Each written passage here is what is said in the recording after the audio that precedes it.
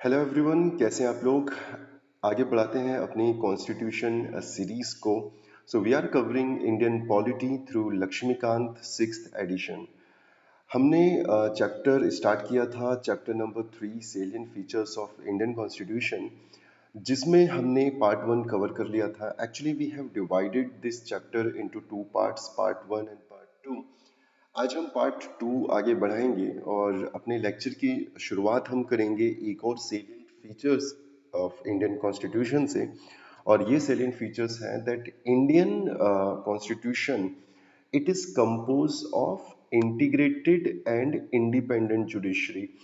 मैंने कल के लेक्चर में आपको थोड़ा बहुत आइडिया दे दिया था that what is the meaning of integrated judiciary and what do you mean by independent judiciary.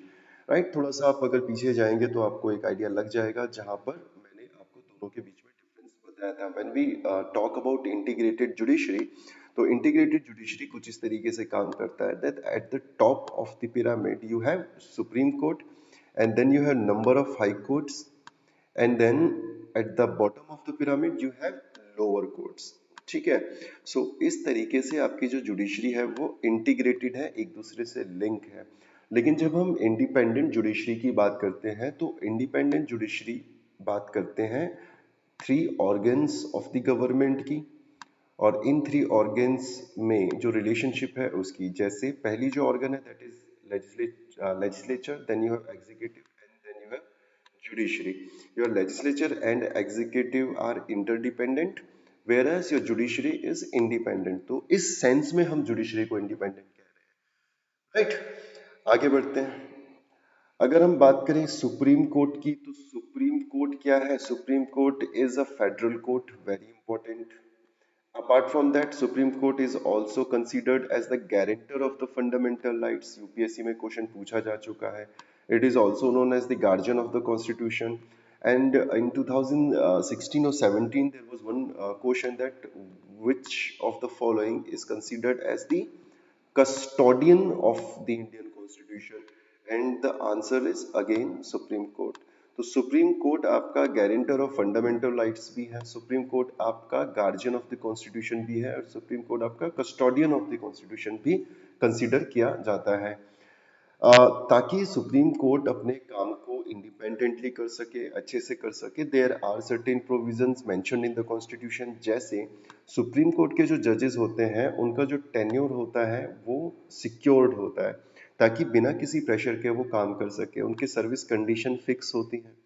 Right, इसके अलावा जितने भी खर्चे हैं सुप्रीम कोर्ट के, वो सारे के सारे जो खर्चे होते हैं वो कहाँ से चार्ज किए जाते हैं? कंसोलिडेटेड फंड ऑफ इंडिया से चार्ज किए जाते हैं। You have to mention in the comment box the article related to consolidated fund of India. Right, तो आपको बताना है कंसोलिडेटेड फंड ऑफ इंडिया का क्या आर्टिकल है, कंटीजेंसी फंड ऑफ इंडिया का क्या आर्टिकल है। You have to mention in the comment box and please make sure that you participate, क्योंकि अगर आप पार्टिसिपेट नहीं करेंगे तो जो मोटिवेशन है इन लेक्चर्स को बनाने का, इनको रिकॉर्ड करने का, कहीं ना कहीं वो डाउन हो जाएगा। राइट, तो जितना ज़्यादा आप पार्टिसिपेट करेंगे उतना ज़्यादा आप सीखेंगे चीज़ों से। तो कुछ ज़्यादा टाइम नहीं लगेगा आपको। इन केस आपको नहीं पता कंसोलिडेटेड फंड ऑफ इंडिया का आर्टिकल, तो जस्ट गूगल, और गूगल करने के बाद आप उसको लिख दीजिए, तो आपको ये परमानेंट बेसिस पर याद हो जाएगा, और ये आता है एग्जाम में। राइट, इसके अलावा जो कंडक्ट ऑफ जजेस है, यानी कोई भी सुप्रीम कोर्ट का जज है या फिर हाई कोर्ट का जज है, उनके कंडक्ट को आप लेजिस्लेचर में डिस्कस नहीं कर सकते, आप उन्हें क्रिटिसाइज नहीं कर सकते। अगर आप ऐसा करेंगे तो आपके ऊपर कंटेंट ऑफ कोर्ट लगाया जा सकता है। राइट, इसके अलावा जो जजेस हैं उनके ऊपर बैन लगाया गया है कि after the retirement they can not practice as a वकील, वो काम नहीं कर पाएंगे, एज अ लॉयर वो काम नहीं कर पाएंगे। Right, power to punish for its contempt, अगर आप कोर्ट की आलोचना करते हैं, अगर आप जुडिशरी को क्रिटिसाइज करते हैं, तो आपके ऊपर कंटेम्प्ट ऑफ कोर्ट भी लगाया जा सकता है। And then you have one more provision, and that is separation of the judiciary from the executive. कौन से आर्टिकल में लिखा है ऐसा? This is mention in article 50। Article 50 में आपका जो जुडिशरी है उसको एग्जीक्यूटिव से अलग करने के बारे में बात की गई है। Then you have fundamental rights. Right, अगला जो सेलिएंट फीचर है दैट इज फंडामेंटल राइट्स, जिनको आप हिंदी में मूल अधिकार या फिर मौलिक अधिकार के नाम से भी जानते हैं। जब हम बात करते हैं फंडामेंटल राइट्स की, तो फंडामेंटल राइट्स आपके कौन से आर्टिकल कौन से पार्ट में मेंशन है? पार्ट 3 में मेंशन है आपके fundamental rights.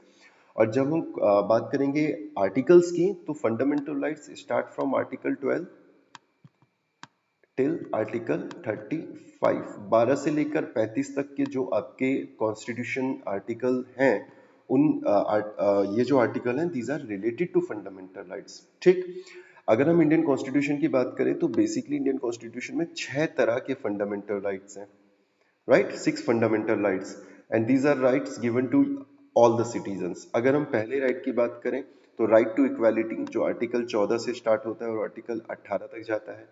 Then you have right to freedom, article 19 to article 22। Then you have article 23 and 24 related to right against exploitation.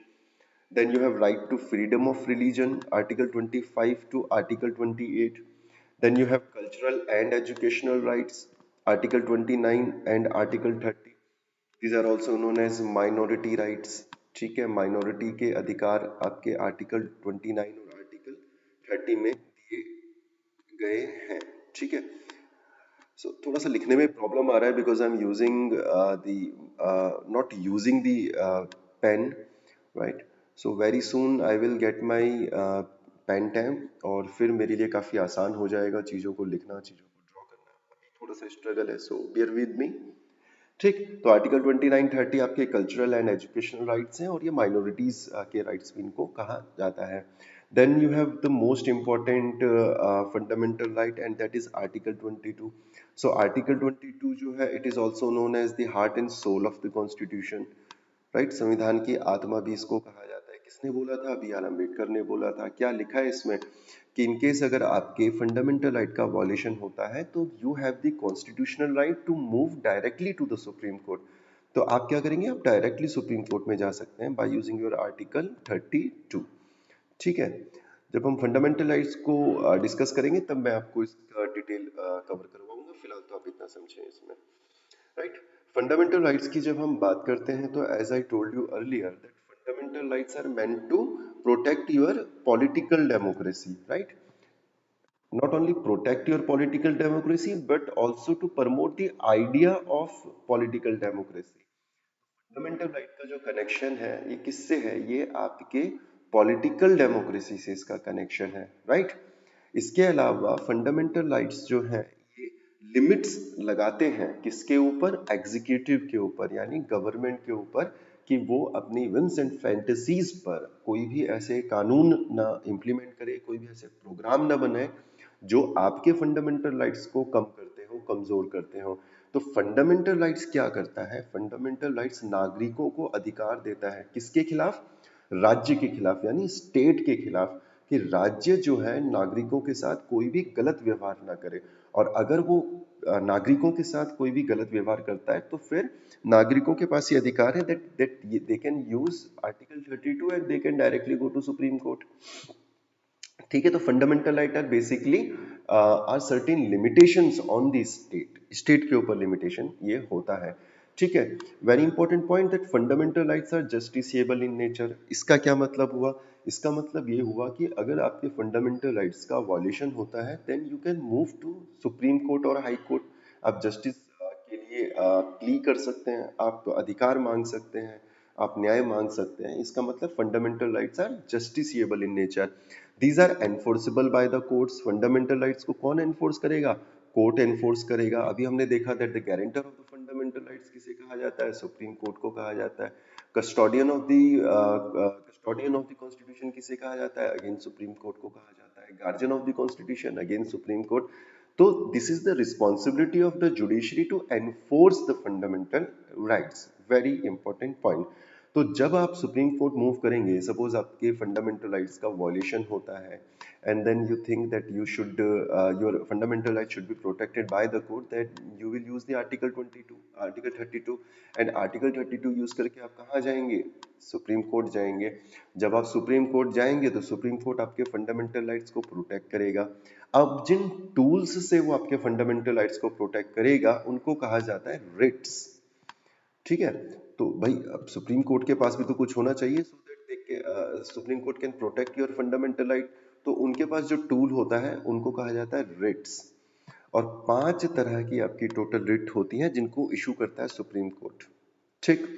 Number 1 is your habeas corpus, जिसका मतलब है to bring the body. Then you have mandamus, then you have prohibition, then you have certiorari and then you have quo warranto. फिलहाल तो आप ये करें कि आप केवल याद रख लें इन रिट्स के नाम को, और जब हम इस टॉपिक को कवर करेंगे देन मैं आपको काफ़ी डिटेल में इन सारी रिट्स का मतलब समझाऊंगा। फिलहाल आपको याद ये रखना है कि सुप्रीम कोर्ट के पास या फिर हाई कोर्ट के पास कितनी रिट इशू करने की पावर होती है, कितनी तरह की रिट इशू करने की पावर होती है। तो 5 तरह की रिट जो है वो सुप्रीम कोर्ट और हाई कोर्ट इशू कर सकता है। पहली रिट का नाम है habeas corpus, then you have mandamus, then you have prohibition, और उसके बाद आती है आपकी सर्ट्योररी एंड को वारंटो। ठीक। Fundamental rights are not absolute. इसका क्या मतलब हुआ? इसका मतलब ये होता है कि फंडामेंटल राइट्स जो है, ऐसा नहीं है कि नागरिकों से कभी लिए नहीं जा सकते, यानी वापस नहीं लिए जा सकते, या आप अपने फंडामेंटल राइट्स को अगर यूज कर रहे हैं तो किसी भी कंडीशन में आप यूज करेंगे, ऐसा नहीं है। अगर स्टेट चाहे तो आपके फंडामेंटल राइट्स के ऊपर रीजनेबल रिस्ट्रिक्शंस लगा सकता है, यानी your fundamental rights are not absolute. For example, अगर हम बात करें आर्टिकल 19 की, तो आर्टिकल 19 में आपको बहुत सारे फंडामेंटल राइट्स मिलते हैं, जिसमें से एक है आपका आर्टिकल 19(1)(a। ठीक है। तो ये बात करता है right to speech and expression, आपको अपनी बात रखने का अधिकार है। ऐसे ही एक अधिकार है राइट टू और द फ्रीडम टू मूव। ठीक है। राइट टू मूवमेंट और फ्रीडम टू मूवमेंट, ये आपका अधिकार है। इसके अलावा आपका राइट टू रेसिडेंट एक अधिकार है कि आप पूरे हिंदुस्तान में कहीं पे भी घर बना सकते हैं, आप पूरे हिंदुस्तान में कहीं पे भी मूव कर सकते हैं।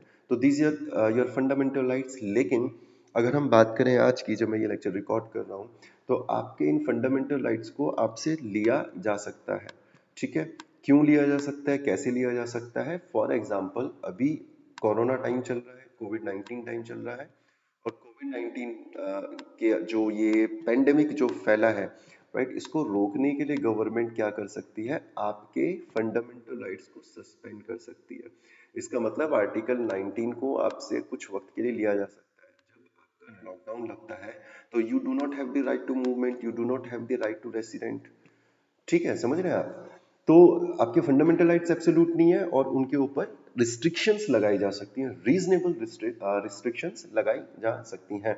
These are not sacrosanct. Sacrosanct का मतलब ये है कि ऐसा नहीं है कि ये कभी वापस नहीं लिए जा सकते, ये बिल्कुल वापस लिए जा सकते हैं। और अगर पार्लियामेंट चाहे तो कानून बनाकर आपके फंडामेंटल राइट्स को या तो कम कर सकती है या उनको रिपील कर सकती है, जैसे किया भी था। राइट। आपका एक फंडामेंटल राइट था जिसे राइट टू प्रॉपर्टी कहा जाता था, तो आपसे राइट टू प्रॉपर्टी कानून बनाकर छीन लिया गया था। सो ये अधिकार किसके पास है? ये पार्लियामेंट के पास है। Your fundamental rights can also be suspended, जो मैंने आपको बताया कि अभी फ्रीडम टू मूवमेंट आपका जो है सस्पेंड कर दिया गया है बिकॉज ऑफ द कोविड 19। तो जो रीजनेबल रिस्ट्रिक्शंस हैं उनको लगाकर आपके मौलिक अधिकारों को सस्पेंड किया जा सकता है। Very important, right. अब जैसे ये तो कोविड 19 वाला मुद्दा चल रहा है, लेकिन ऐसे और भी ग्राउंड्स हैं जिन ग्राउंड्स पे फंडामेंटल राइट्स को आपसे सस्पेंड किया जा सकता है, आपसे लिया जा सकता है। But you have to remember one thing, that during national emergency, ठीक है, national emergency article 352, during national emergency your all the fundamental rights can be suspended, but article 20 and article 21 will never get suspended. आपका जो संविधान ने आपको दिया है fundamental right under article 20 and under article 21, this can not be suspended. Again you have to write in the comment box what is article 20। Right. Article 20 और article 22 में काफी ज्यादा कंफ्यूज हो जाते हैं लोग। सो आप एक काम करें, गूगल सर्च करें इन केस आपको नहीं पता, और उसको पढ़ें और नीचे कमेंट बॉक्स में लिखें that what is article 20, and I'm damn sure that you know about article 21, so you do not have to write about article 21, but please try to write and explain article 20। ठीक है, आगे बढ़ते हैं। Next important feature is your directive principles of state policy. ठीक, ये भी आपके लिए काफी इंपॉर्टेंट हो जाता है। Directive principles of state policy, ये कहाँ पर आता है? ये आपके कॉन्स्टिट्यूशन के पार्ट 4 में आता है। ये भी क्वेश्चन कई बार बनता है कि कौन से पार्ट में आपको देखने को मिलता है डीपीएसपी यानी राज्य के नीति निदेशक तत्व, तो पार्ट 4 में आपको देखने को मिलते हैं। जब हम बात करेंगे कॉन्स्टिट्यूशन आर्टिकल्स की, तो आर्टिकल 36 से स्टार्ट होते हैं और आर्टिकल 51 तक जाते हैं आपके डीपीएसपी यानी directive principle of state policy. तो याद ये रखना है कि पार्ट 4 में आता है और आर्टिकल 36 से स्टार्ट होते हुए आर्टिकल 51 तक आपका डीपीएसपी होता है। बी आर अम्बेडकर ने क्या कहा? B R Ambedkar called directive principles of state policy as the novel feature of Indian constitution. Very very very important.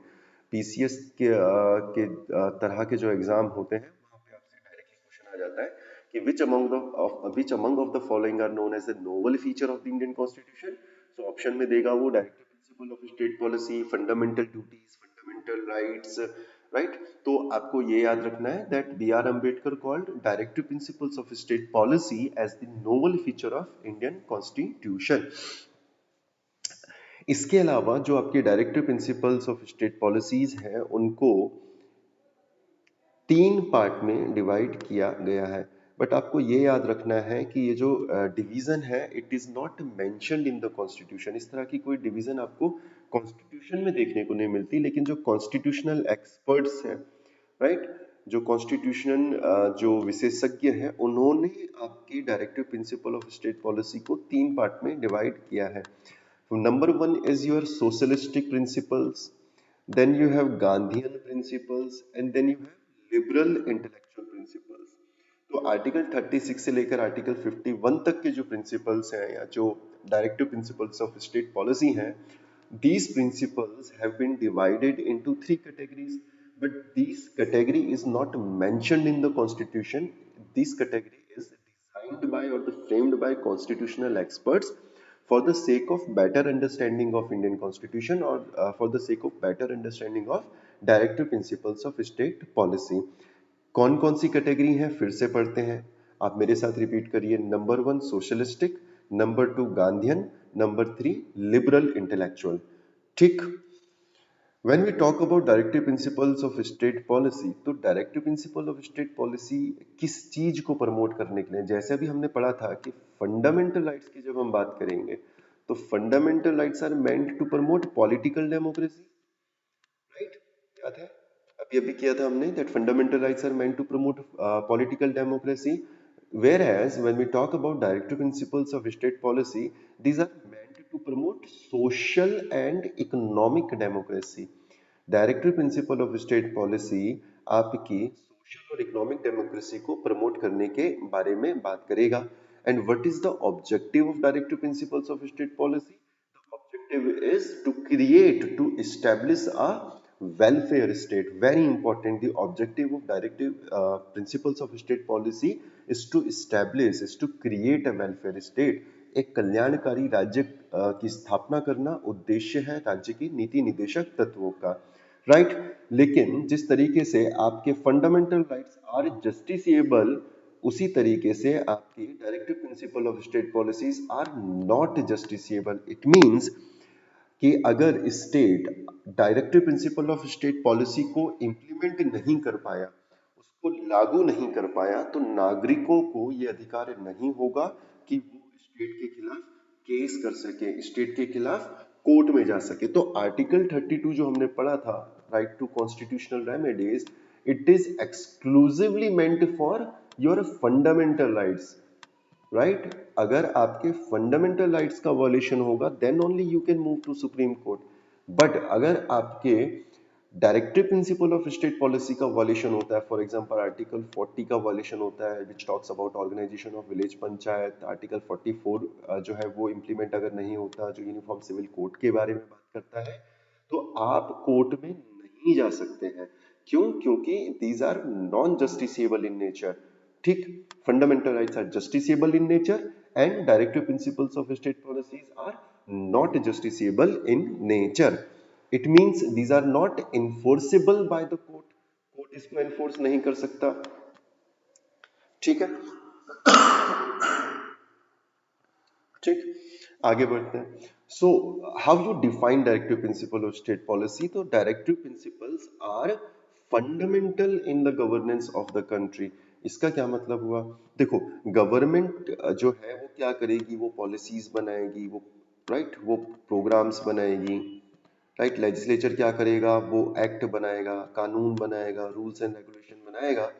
तो जो डायरेक्टिव प्रिंसिपल और स्टेट पॉलिसीज हैं ये एक ग्राउंड प्रोवाइड करते हैं आपके एग्जीक्यूटिव को, ये ग्राउंड प्रोवाइड करते हैं आपके लेजिस्लेचर को, so that while framing any law और व्हाइल मेकिंग एनी पॉलिसी और प्रोग्राम और एक्ट और रेगुलेशन और rules and regulations so and so fourth, एक आइडिया हो आपको कि आपको जो है क्या करना है, आपको किस तरह की पॉलिसी बनानी है। तो directive principle of state policy works as a light house, right. ये एक लाइट हाउस की तरह काम करता है कि स्टेट जब कोई कानून बनाएगा या कोई पॉलिसी बनाएगा तो वो किन चीजों को दिमाग में रखेगा? वो directive principles of state policy को दिमाग में रखेगा। And that is the reason we can say that these principles provide a foundation, provide a fundamental in the governance of the country, to the governance of the country। ठीक, very important. लेकिन अगर these are not justiciable, तो how we can make sure that state will follow directive principle of state policy? क्योंकि justiciable तो है नहीं, आप court में तो जा नहीं सकते, तो स्टेट क्यों मानेगा इन बातों को? तो स्टेट इसलिए मानेगा क्योंकि स्टेट की मोरल ऑब्लिगेशन बन जाती है, राज्य की मोरल ऑब्लिगेशन बन जाती है कि वो directive principle of state policy को फॉलो करे। क्योंकि अगर वो directive principle of state policy को फॉलो नहीं करेगा, then because government is accountable, right, government responsible है, गवर्नमेंट अकाउंटेबल है, and after the end of their tenure, after 5 years उनको जनता को फेस करना है, उन्हें इलेक्शन को फेस करना है।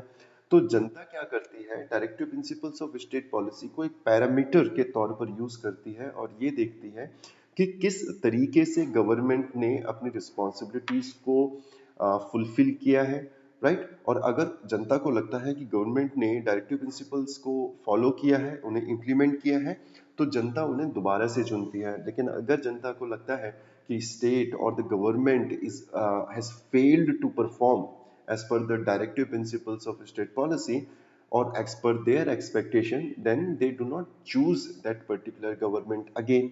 तो यहाँ पर moral obligation बन जाती है आपकी सरकार की। तो DPSP, however these are not justiciable in nature, but they put a certain kind of moral obligation on the state authorities, right? Then you have a very important case called Minerva Mill case of 1980। तो हुआ क्या कि आप अगर देखें, एक तरफ fundamental rights खड़े हैं आपके, ठीक है, इसको अच्छे से मैं आपको एक्सप्लेन करता हूँ। आई होप आपको इस चीजें समझ में आ रहा है। अभी मुझे थोड़ा सा यूज टू होने में टाइम लगेगा इस नए मोड ऑफ कम्युनिकेशन में, एंड इसके अलावा कुछ टूल्स की भी रिक्वायरमेंट होती है। So I have ordered those tools and I'm damn sure that very soon I will get my pen tab and all, then it will be a bit more comfortable for me to teach, and it will be comfortable for you to learn, right? आपको भी थोड़ा सा दिक्कत आ रहा होगा फिलहाल इस तरीके से, because we are habitual of teaching through conventional mode of communication like whiteboard and markers। तो ये थोड़ा सा नया सिस्टम है। After 2 or 3 lectures I will get used to it।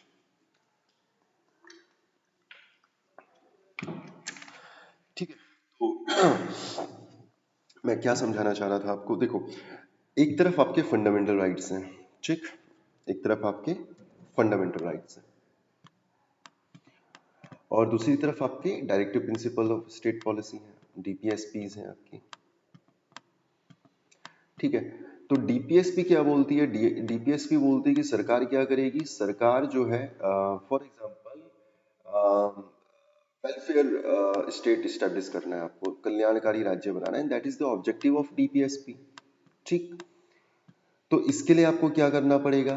For example you have to provide basic health facilities, आपको hospitals बनाने हैं, right. तो एग्जाम्पल ले लेते हैं that you have to build hospitals because this is the responsibility of the state, right. अब आपको hospital बनाने हैं तो उसके लिए आपको चाहिए होगा लैंड, राइट। आपको रिसोर्सेज की आवश्यकता है, सबसे इंपॉर्टेंट जो रिसोर्स है वो है लैंड। आपको जमीन चाहिए, आपको भूमि चाहिए। और वो जो भूमि है, मान लेते हैं वो किसी एक्स वाई जेड व्यक्ति की है, ठीक।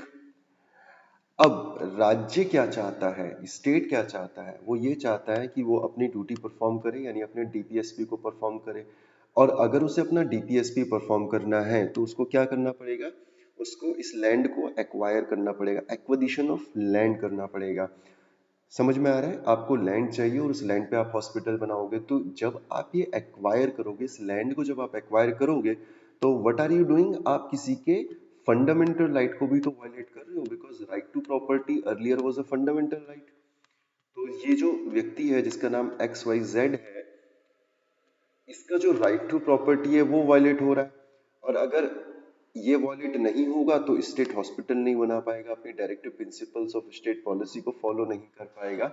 इसका मतलब आपको दोनों में से किसी एक को चुनना है, या तो आप फंडामेंटल राइट चुनेंगे या तो आप डीपीएसपी चुनेंगे। अगर आप स्टेट के पर्सपेक्टिव से देखो तो स्टेट हमेशा इसको चुनेगा, यानी स्टेट का पर्सपेक्टिव हमेशा ये होगा that directive principles of state policies are more important than your fundamental rights, right? Directive principle of state policies are greater than your fundamental rights, and to implement directive principles, if there are certain fundamental rights which need to be violated, then it is okay. तो ये perspective किसका होगा, ये perspective होगा आपकी सरकार का, right. लेकिन मिनर्वा मिल केस आता है 1980 का, और मिनर्वा मिल केस क्या बोलता है, मिनर्वा मिल केस ये बोलता है that there should be a balance between the fundamental rights and directive principles, right? तो आपसे अगर कोई पूछे कि what is more supreme, fundamental rights और directive principles of state policy, so ऐसा नहीं है। मिनर्वा मिल केस में ये कहा गया है कि ना तो आपके फंडामेंटल राइट सुप्रीम है, ना ही आपके डायरेक्टिव प्रिंसिपल सुप्रीम है। There should be a balance between both, दोनों के बीच में एक बैलेंस होना ज्यादा जरूरी है। सो ये इस स्लाइड का मतलब है, ठीक। आगे बढ़ते हैं और आगे बात करते हैं आपके अगले सीलिएंट फीचर की, and that is fundamental duties, मौलिक कर्तव्य जिन्हें कहा जाता है, ठीक। अगर हम फंडामेंटल ड्यूटीज की बात करें तो fundamental duties were not mentioned in the original constitution. जब आपका ओरिजिनल कॉन्स्टिट्यूशन लिखा गया था तो उसमें आपको फंडामेंटल ड्यूटीज देखने को नहीं मिलती हैं। ये काफी इंपॉर्टेंट पॉइंट आपके लिए बन जाता है, क्योंकि फंडामेंटल ड्यूटीज को बाद में ऐड किया गया था। कैसे ऐड किया गया था? 42nd constitutional amendment act of 1976। ये डायरेक्ट क्वेश्चन पूछा गया है कि कौन से कॉन्स्टिट्यूशनल अमेंडमेंट एक्ट से फंडामेंटल ड्यूटीज को ऐड किया गया था आपके कॉन्स्टिट्यूशन में। तो इसका आंसर है 42nd constitutional amendment act of 1976। Apart from that, they can also ask you about the commission, about the committee जिसने recommend किया था, तो आंसर है स्वर्ण Singh committee. So fundamental duties were added to Indian Constitution on the recommendation of स्वर्ण Singh committee, right. तो स्वर्ण Singh committee ने रिकमेंडेशन दिया और 42nd कॉन्स्टिट्यूशनल अमेंडमेंट एक्ट हुआ 1976 में, और आपके भारत के संविधान में फंडामेंटल ड्यूटीज यानी मौलिक कर्तव्यों को जोड़ दिया गया, राइट। तो ओरिजिनली कितने मौलिक कर्तव्य, कितनी फंडामेंटल ड्यूटी थी आपकी जो कि जोड़ी गई? There were 10 fundamental duties in your original constitutional amendment act, right. तो 1976 में जब जोड़ी गई आपकी फंडामेंटल ड्यूटीज, तो originally there were 10 fundamental duties. लेकिन फिर 86th कॉन्स्टिट्यूशनल अमेंडमेंट एक्ट आता है, right. 86th constitutional amendment act of 2002, और आपके कॉन्स्टिट्यूशन में एक और फंडामेंटल ड्यूटी ऐड कर दी जाती है, 10+1 हो जाता है। तो presently there are 11 fundamental duties. Very important point पूछेगा कि जब जोड़ी गई थी फंडामेंटल ड्यूटी तो कितनी थी? टोटल 10 थी। और पूछेगा आज कितनी फंडामेंटल ड्यूटी है, तो 11 है। Again now you again have to use the comment box and you have to write about the 11th fundamental duty. मैं अभी सारी फंडामेंटल ड्यूटी आपसे नहीं पूछ रहा हूँ, मैं आपसे सिर्फ ये जानना चाहता हूँ कि जो 11वीं फंडामेंटल ड्यूटी थी जिसको जोड़ा गया था 86 कॉन्स्टिट्यूशनल अमेंडमेंट एक्ट से 2002 में, ये कौन सी है? 11th फंडामेंटल ड्यूटी कौन सी है? और यही आपके लिए इम्पोर्टेंट हो जाती है क्योंकि कई बार एग्जाम में ये पूछी गई है। So I am expecting lot of participation from you guys, क्योंकि जब तक हम इंटरेक्ट नहीं करेंगे तब तक लर्निंग का जो प्रोसेस है ये काफ़ी स्लो रहने वाला है। मैं बहुत कन्वेंशनल तरीके से आपको पढ़ाने की कोशिश कर रहा हूँ। एक्चुअल में जो आपके सामने स्लाइड्स हैं ये आपकी सिक्स्थ एडिशन जो है लक्ष्मीकांत की उसके स्क्रीनशॉट है, राइट। तो मैंने पूरी बुक के screenshot as slide as PPT मैंने कन्वर्ट किए हैं और उनको मैं आपसे डिस्कस कर रहा हूँ। सो मेक श्योर दैट आप इस मौके का जितना ज़्यादा हो सके उतना फ़ायदा उठाएं, बिकॉज बहुत ज़्यादा टाइम नहीं होता हम लोगों के पास कि हम इस तरह के कोर्सेज को लॉन्च करें because of the lockdown, and we have ample amount of time. So we decided कि यार चलो ठीक है, हम लोग ऑनलाइन मोड पे आते हैं और इस जो एक काफ़ी हवा है पॉलिटी का, right. It is a bit complicated subject, it's not a very easy subject, और काफ़ी बड़ा स्कोप है इसका और काफ़ी सिलेबस बहुत बड़ा है, एंड आपको काफ़ी सारे क्वेश्चंस भी देखने को मिलते हैं। So it takes a lot of time, right, polity के साथ यूज टू होने में।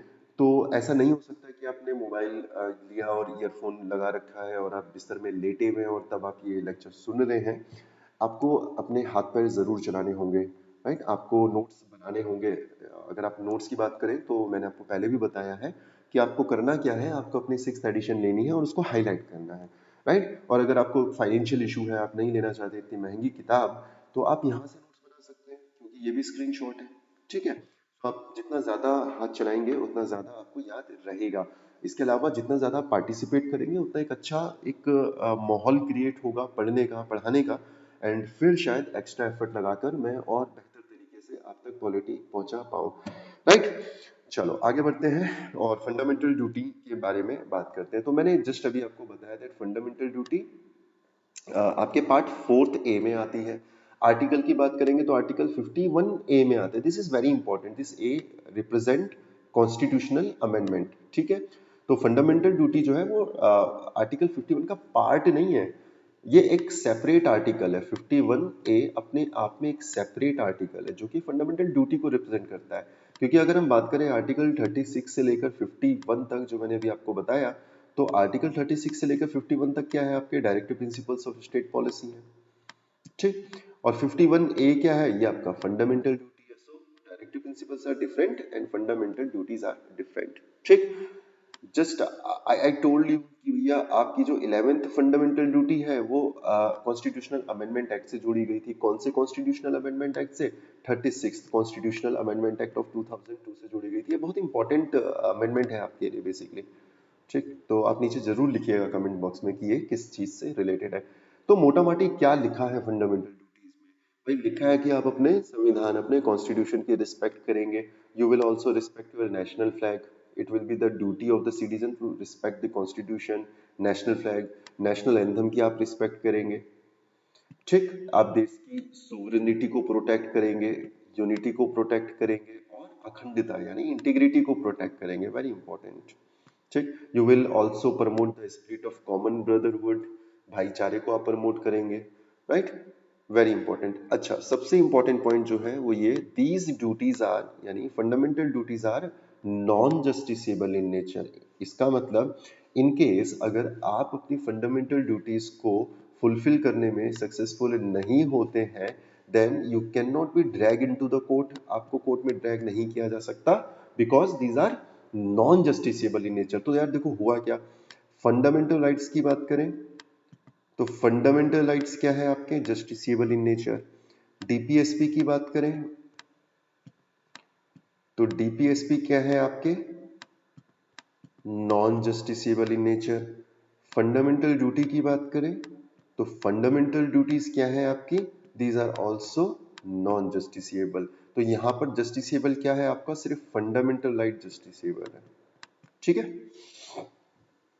Then another important feature is secular state. तो इंडिया क्या है, India is a secular state, ठीक, वेरी इंपॉर्टेंट। अच्छा, आपको याद ये रखना है कि जब हम सेक्युलरिज्म की बात करते हैं तो हम बात करते हैं सेक्युलर कंट्री की, यानी दैट द स्टेट, भारत जो है, भारत का राज्य जो है उसका अपना कोई भी धर्म नहीं होगा। ये है आपके सेक्युलरिज्म का मतलब, पंथनिरपेक्षता का मतलब, कि स्टेट का अपना कोई धर्म नहीं होगा, यानी कंट्री का अपना कोई धर्म नहीं होगा। नागरिक चाहे तो सेक्युलर रहें और नागरिक चाहे तो सेक्युलर ना रहें, राइट। नागरिकों को ये पूरा अधिकार दिया गया है, चाहे तो वो सेक्युलरिज्म को फॉलो करें और चाहे वो सेक्युलरिज्म को फॉलो ना करें। तो आइडिया ऑफ सेक्युलरिज्म जो है वो भारत स्टेट के लिए है, कंट्री के लिए है, ना कि नागरिकों के लिए है। ये बहुत इंपॉर्टेंट पॉइंट आपको याद रखना है, that it is your choice whether you want to remain secular और नॉट। ठीक, लेकिन अगर हम स्टेट की बात करें तो स्टेट तो सेक्युलर है ही, राइट। एक तो आपको ये पॉइंट याद रखना है। दूसरा आपको याद ये रखना है कि ओरिजिनल कॉन्स्टिट्यूशन जब बना था तो ओरिजिनल कॉन्स्टिट्यूशन में the word secular was not mention. So secular जो शब्द है ये कब जोड़ा गया? इसको जोड़ा गया 42nd constitutional amendment act of 1976। बहुत इंपॉर्टेंट पॉइंट है आपका कि सेक्युलर शब्द जो है, राइट, ये कब जोड़ा जाता है? 42वें संविधान संशोधन 1976 1976 के द्वारा सेक्युलर शब्द को भारत के कॉन्स्टिट्यूशन में जोड़ा जाता है। Very important. ठीक, तो आपका जो प्रेम्बल है, राइट, आपका जो प्रेम्बल है वो आपके नागरिकों को क्या देता है?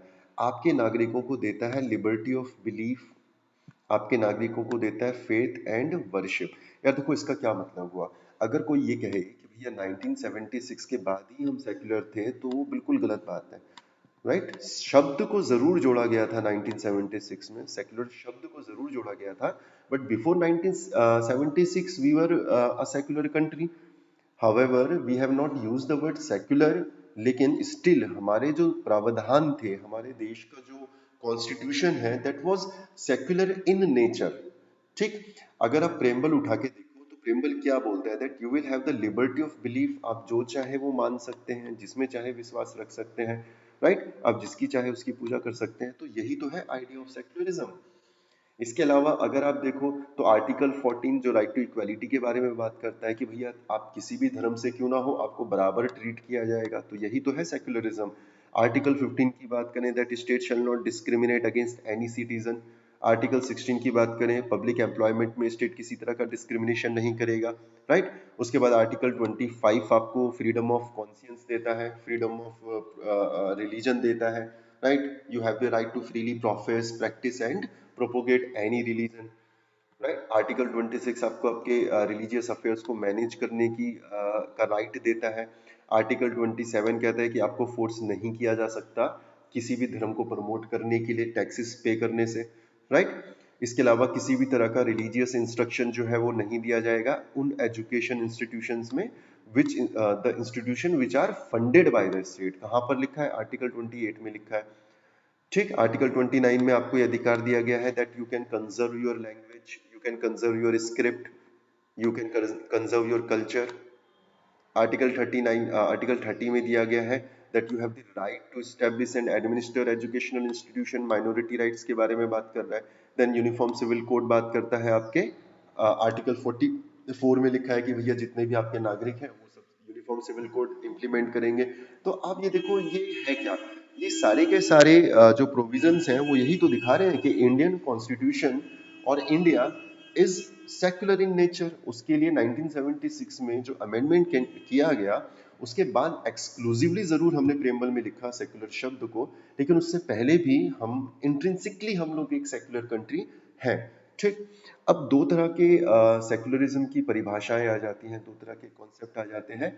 एक है आपका वेस्टर्न कॉन्सेप्ट ऑफ सेक्युलरिज्म और दूसरा है आपका इंडियन कॉन्सेप्ट ऑफ सेक्युलरिज्म। जब हम वेस्टर्न कॉन्सेप्ट की बात करते हैं तो we considered it as a negative concept, और जब हम इंडिया की बात करते हैं तो इंडिया का जो सेक्युलरिज्म है दैट इज पॉजिटिव कॉन्सेप्ट। ठीक है, अब इसका क्या मतलब होता है? तो यार देखो अगर हम वेस्टर्न कॉन्सेप्ट की बात करें तो वो क्या बोलता है? वो ये कहता है कि जो आपका स्टेट है यानी जो आपकी गवर्नमेंट है उसका रिलीजन से कोई भी रिश्ता नाता नहीं होगा। Complete separation of state from the religion की ये बात करता है। जब हम रिलीजन की बात करते हैं तो हम बात करते हैं चर्च की अथॉरिटी की, ठीक है। तो church will take care of the religion and state will take care of the governance. और दोनों के बीच में किसी भी तरह का कोई भी कनेक्शन नहीं होगा। ये है आपका western idea of secularism, western concept of secularism. और इसको नेगेटिव कॉन्सेप्ट कंसिडर किया जाता है कि इसमें स्टेट का और आपके रिलीजन का, आपके चर्च का कोई भी कनेक्शन नहीं होगा। जब हम इंडिया के कॉन्स्टिट्यूशन की बात करेंगे तो इंडिया का कॉन्स्टिट्यूशन पॉजिटिव कॉन्सेप्ट की बात करता है, राइट। इंडियन सेक्युलरिज्म जो है ये पॉजिटिव कॉन्सेप्ट की बात करता है, ठीक। इसका क्या मतलब है? इसका मतलब है कि इंडिया का जो स्टेट है उसका, चाहे हिंदू धर्म हो, चाहे मुस्लिम धर्म हो, चाहे बौद्ध धर्म हो, चाहे सिख धर्म हो, चाहे जैन धर्म हो, चाहे पारसी धर्म हो, ठीक। इंडियन स्टेट का सबके साथ बराबर का रिलेशन रहेगा। तो ये अंतर है आपके वेस्टर्न कॉन्सेप्ट ऑफ सेक्युलरिज्म में और इंडियन कॉन्सेप्ट ऑफ सेक्युलरिज्म में। यहाँ पे स्टेट का कंप्लीट डाइवोर्स है रिलीजन के साथ, और यहाँ पर स्टेट जो है ये बराबर रिलेशनशिप रख रहा है सारे धर्मों के साथ, ठीक है। सारे धर्मों के साथ इक्वल डिस्टेंस मेंटेन किया जाएगा, ठीक है, या इक्वल रिलेशनशिप स्टैब्लिश की जाएगी। तो ये डिफरेंस है भारत के सेक्युलरिज्म में, और इसी को हम पॉजिटिव सेक्युलरिज्म भी कंसीडर करते हैं। दिस इज इंपॉर्टेंट, ठीक। ओके, आगे बढ़ते हैं। तो अगर आप देखो कॉन्स्टिट्यूशन में एक प्रोविजन पहले हुआ करता था before independence, and that was communal representation, जिसको इंट्रोड्यूस किया गया था 1909 में। आपने अगर मेरा हिस्टोरिकल बैकग्राउंड ऑफ इंडिया का कॉन्स्टिट्यूशन का वीडियो देखा है तो वहाँ पे हमने काफी डिटेल में इसका जिक्र किया है कि 1909 में क्या होता है, आपके भारत में कम्युनल रिप्रेजेंटेशन को इंक्लूड कर दिया जाता है, ठीक है। और मुस्लिम्स को एक सेपरेट इलेक्टोरेट दे दिया जाता है। तो separate electorate was on the basis of religion, और इस आइडिया को पोस्ट इंडिपेंडेंस कैंसिल कर दिया जाता है, और आज जो है आपको धर्म के आधार पर रिजर्वेशन नहीं दिया जाता है। तो किस आधार पर दिया जाता है? रिजर्वेशन मिलता है शेड्यूल कास्ट को, रिजर्वेशन मिलता है आपके शेड्यूल ट्राइब्स, ठीक है। तो धर्म जो एक आधार था रिजर्वेशन देने का, कम्युनल रिप्रेजेंटेशन का, उसको समाप्त कर दिया जाता है। Important feature is universal adult franchise. Universal adult franchise का सीधा सा मतलब यह है कि सबको होगा राइट टू वोट, ठीक है। पहले क्या होता था, हमने देखा था कि पहले 1919 का एक्ट उठा के देख लेते हैं, या फिर 1935 का एक्ट उठा के देख लेते हैं, तो उसमें केवल 10% जनता थी जिसके पास वोट देने का अधिकार था, ठीक है। क्यों? क्योंकि उसका जो बेस था वो था प्रॉपर्टी, राइट। बेस था एजुकेशन, ठीक है, लिटरेसी। टैक्स कितना आप दे रहे हैं, तो उस क्राइटेरिया के आधार पर मात्र 10% ऐसे भारतीय थे जिनको वोट देने का अधिकार था। लेकिन उस आइडिया को कैंसिल कर दिया जाता है और अडॉप्ट किया जाता है the idea of universal adult franchise. इसका मतलब ये कि राइट टू वोट जो होगा ये सबके पास होगा, ये सबके पास रहेगा, ठीक। एक तो आप ये समझो, लेकिन इसमें कोई क्राइटेरिया होगा। क्या क्राइटेरिया होगा? कि किस एज से ऊपर के लोगों को राइट टू वोट दिया जाएगा। तो अर्लियर द एज वाज 21। तो पहले यूनिवर्सल एडल्ट फ्रेंचाइज में जो मिनिमम एज क्राइटेरिया होता था वोट देने का, दैट वाज 21, ठीक। जिसको घटाकर कर दिया जाता है 18। तो आज की अगर हम बात करें, प्रेजेंट डे की बात करें, तो वोट देने का अधिकार किन लोगों को है? हर किसी को है जो कि 18 साल से या उससे ज्यादा उससे बड़ा है, ठीक है। 18 साल की उम्र जिसकी हो चुकी है उसको वोट देने का अधिकार है। तो ये जो डिडक्शन इन एज था, जो पहले 21 था, 21 से घटा के 18 किया गया, ये कब किया गया? ये किया गया 61st constitutional amendment act. Very important, आपसे डायरेक्टली पूछेगा कि कौन से कॉन्स्टिट्यूशनल अमेंडमेंट एक्ट से जो एज क्राइटेरिया है वोट देने का उसको 21 से घटाकर 18 किया गया। तो आंसर होगा 61st कॉन्स्टिट्यूशनल अमेंडमेंट एक्ट, ठीक है। और 1988 में ये एक्ट पारित हुआ था, और ये इंप्लीमेंट कब हुआ? 1989 में, राइट। अगला जो इंपॉर्टेंट सेलिएंट फीचर है दैट इज सिंगल सिटीजनशिप, यानी एकल नागरिकता। Very important. तो भारत का जो कॉन्स्टिट्यूशन है, भारत का कॉन्स्टिट्यूशन आपको प्रोवाइड करता है सिंगल सिटीजनशिप। लेकिन अगर आप अमेरिका की कॉन्स्टिट्यूशन की बात करें तो अमेरिका का जो कॉन्स्टिट्यूशन है वो डुअल सिटीजनशिप की बात करता है, ठीक है। एक नागरिकता किसकी होगी? एक नागरिकता होगी सेंटर की, और एक नागरिकता होगी आपकी स्टेट की। लेकिन अगर हम इंडिया की बात करें तो इंडिया में स्टेट की नागरिकता का कॉन्सेप्ट नहीं है, इंडिया में सिर्फ यूनियन की नागरिकता का कॉन्सेप्ट है, राइट। तो सिंगल सिटीजनशिप आपको देखने को मिलता है। Next important salient feature is there are certain independent bodies जो कि डेमोक्रेसी को और स्ट्रेंथन करती हैं। ठीक है, तो अभी हमने आपको 50 बार बता दिया है कि लेजिस्लेचर होता है, एग्जीक्यूटिव होता है, उसके बाद जुडिशरी होती है। These are the three organs of the democracy of the government, right. But there are other organs और other bodies as well which strengthen the idea of democracy. तो काफी इंडिपेंडेंट बॉडीज होती हैं जो कि इन सारी ऑर्गेनाइजेशन का ध्यान रखती हैं, इन पे लिमिट लगाती हैं, अपने अपने कामों को परफॉर्म करती हैं, right. For example election commission, article 324। ठीक, तो इलेक्शन कमीशन क्या है? It is an independent body, एक कॉन्स्टिट्यूशनल बॉडी है, इंडिपेंडेंट बॉडी है। उसके बाद है आपका कॉम्प्लेनेंट auditor general of India, article 148 में मेंशन है। ये क्या काम होता है इसका? ये क्या करता है कि जो भी सरकार के जो खर्चे हैं उनको ऑडिट करता है, simple. And it is also considered as the guardian of public purse. ये भी काफी इंपॉर्टेंट आपसे क्वेश्चन पूछा जा सकता है कि which among of the following is considered as the guardian of public purse. तो इसका आंसर हो जाएगा कैट, comptroller auditor general of India.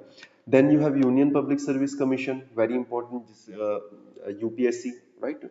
काफी लोग जो इस लेक्चर को भी सुन रहे हैं, they must be preparing for UPSC exams, चाहे वो यूपीएससी सीडीएस हो, चाहे एनडी हो, चाहे सिविल सर्विसेज एग्जामिनेशन हो। तो ये क्या है? ये एक इंडिपेंडेंट बॉडी है, ठीक है। और ऐसे ही आपका स्टेट पब्लिक सर्विस कमीशन होते हैं। जैसे यूनियन, आपका एक यूनियन पब्लिक सर्विस कमीशन एक है, लेकिन आपके हर राज्य के अपने अलग अलग स्टेट पब्लिक सर्विस कमीशन होते हैं जिनका काम एग्जाम कंडक्ट करना होता है। Then you have emergency provisions, another salient features. तो भारत के संविधान में इमरजेंसी प्रोविजंस भी आपको दिए गए हैं। कौन लगाता है इमरजेंसी? प्रेसिडेंट लगाता है। देखो नाम से ही आपको पता चल रहा है कि थिंग्स आर एबनॉर्मल, चीजें नॉर्मल नहीं है। अब जब चीजें नॉर्मल नहीं है तो उसका सॉल्यूशन भी एबनॉर्मल होगा, राइट। तो प्रेसिडेंट क्या करेगा? प्रेसिडेंट उन एबनॉर्मल एक्स्ट्राऑर्डिनरी सिचुएशंस को हैंडल करने के लिए इमरजेंसी लगा सकता है, वेरी इंपॉर्टेंट। ठीक है, तो भारत की सोवरेनिटी को बचाने के लिए, यूनिटी को बचाने के लिए, अखंडता यानी इंटीग्रिटी को बचाने के लिए, सिक्योरिटी ऑफ द कंट्री, इस ग्राउंड पे क्या किया जा सकता है? इमरजेंसी लगाई जा सकती है। आपका कॉन्स्टिट्यूशन तीन तरह की इमरजेंसी की बात करता है। Number one, national emergency, then you have state emergency, and then you have financial emergency. जब हम बात करेंगे नेशनल इमरजेंसी की, तो नेशनल इमरजेंसी लगती है आर्टिकल 352 के द्वारा। और ये जो आर्टिकल 352 में जो नेशनल इमरजेंसी है, इसके दो क्राइटेरिया होंगे, दो ग्राउंड होंगे।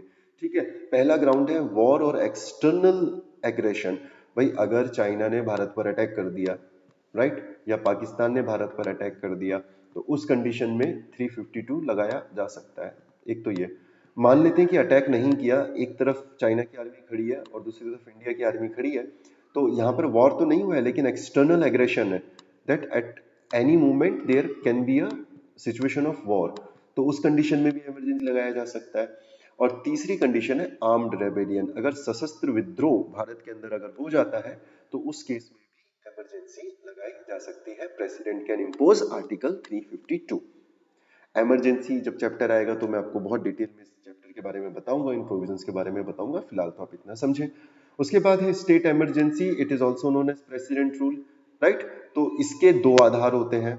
एक होता है फेलियर ऑफ कॉन्स्टिट्यूशनल मशीनरी, अगर राष्ट्रपति की नजर में जो राज्य है, जो स्टेट है, उसकी जो संवैधानिक ढांचा है, अगर उसकी जो कॉन्स्टिट्यूशनल मशीनरी है, अगर वो फेल हो गई, then president can use article 356 and he can impose state emergency. ठीक है, ऐसा ही एक और आर्टिकल है 365। तो स्टेट इमरजेंसी के दो आर्टिकल होते हैं, एक होता है 356 और दूसरा होता है 365। तो दूसरी जो कंडीशन है, इस कंडीशन में अगर सेंटर ने स्टेट्स को कुछ इंस्ट्रक्शन दिए, कुछ काम करने के लिए बोला और स्टेट ने वो काम करने से मना कर दिया, then president can use article 365 and impose president rule there. तो ये आपको याद रखना है। Then third number of emergency is financial emergency, वित्तीय आपातकाल जिसे बोला जाता है। और ये लगता है आपके आर्टिकल 360 का इस्तेमाल करके। अभी तक भारत में एक बार भी फाइनेंशियल इमरजेंसी नहीं लगाई गई है, राइट। तो ये आपके लिए इंपॉर्टेंट हो जाता है। देखो ये क्या है, मैंने आपको पहले भी बताया था कि ये फीचर है आपका यूनिटरी। ठीक है, यूनिटरी फीचर है, यानी कि पावर जो है वो केंद्र की तरफ सेंट्रलाइज हो रही है, और केंद्र क्या करेगा, केंद्र अपनी ताकत का इस्तेमाल करेगा और स्टेट को रूल करेगा। तो ये आपका यूनिटरी फीचर का एक एग्जाम्पल बन जाता है। Then you have three tier government system. Three tier government system का क्या मतलब हुआ, तो एक है आपका सेंटर गवर्नमेंट, फिर है आपकी स्टेट गवर्नमेंट, और फिर है होती है आपकी लोकल गवर्नमेंट। लोकल गवर्नमेंट में अगर आप पंचायत क्षेत्र से हैं तो पंचायत की सरकार होगी। ठीक है, अगर हम शहरी क्षेत्र से हैं तो म्यूनिसिपैलिटी होगी। तो थ्री टीयर सिस्टम का मतलब ये हो गया, पहला टीयर है आपका सेंटर, दूसरा टियर है आपका राज्य यानी स्टेट, और तीसरा टियर है आपका लोकल गवर्नमेंट यानी पंचायत एंड म्युनिसिपैलिटी। राइट। तो पंचायत को ऐड किया गया था भारत के संविधान में through 73rd constitutional amendment act of 1992। और जब हम बात करेंगे म्युनिसिपैलिटीज की, तो म्युनिसिपैलिटीज को ऐड किया गया था 74th constitutional amendment act of 1992। तो ये काफी ज्यादा इंपॉर्टेंट आपके लिए हो जाता है। ठीक। Then you have cooperative society, another important salient feature, very important क्योंकि ज्यादा पुराना नहीं है ये। और 97th constitutional amendment act of 2011 के द्वारा कोऑपरेटिव सोसाइटीज को आपके कॉन्स्टिट्यूशन में जोड़ा गया और कोऑपरेटिव सोसाइटी को कॉन्स्टिट्यूशनल स्टेटस दिया गया। जब ये अमेंडमेंट हुआ तो क्या क्या बदलाव इस अमेंडमेंट से हुए, तो ये भी आपको याद रखना है।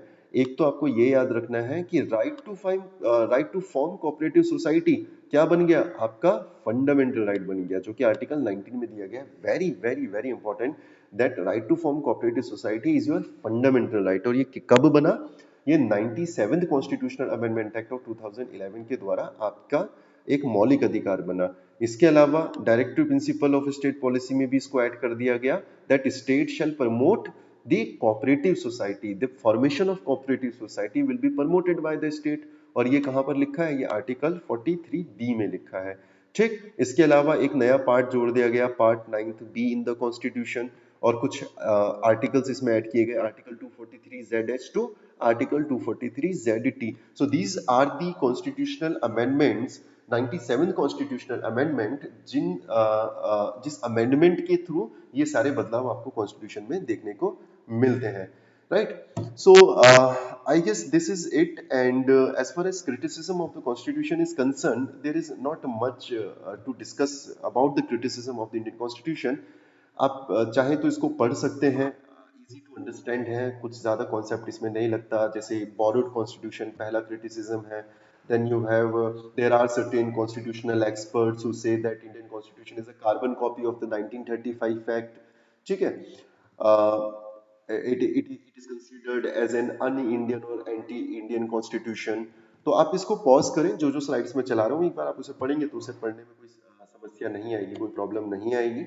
राइट। अलग अलग इसमें कॉन्स्टिट्यूशनल एक्सपर्ट्स के नाम दिए गए हैं जिन्होंने भारत के कॉन्स्टिट्यूशन को क्रिटिसाइज किया है, और बी आर अम्बेडकर के जवाब इसमें लिखे हैं कि अम्बेडकर ने उस क्रिटिसिज्म के अगेंस्ट, उसके रिप्लाई में अपनी क्या बातें कही हैं। नॉट दैट इंपॉर्टेंट, आप खुद पढ़ सकते हैं। Right. So with this I would like to take your leave, and thank you so much for being with me.